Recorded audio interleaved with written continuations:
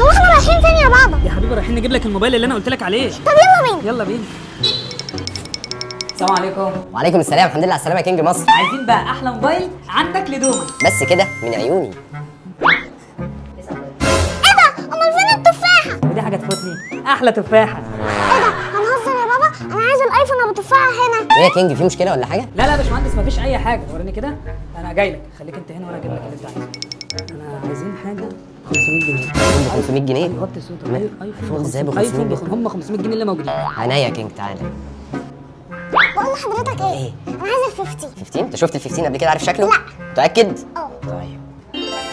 هي دوما جبت اللي نفسك فيه؟ شكرا يا بابا، هاتيلي انا بقى. ايه ده؟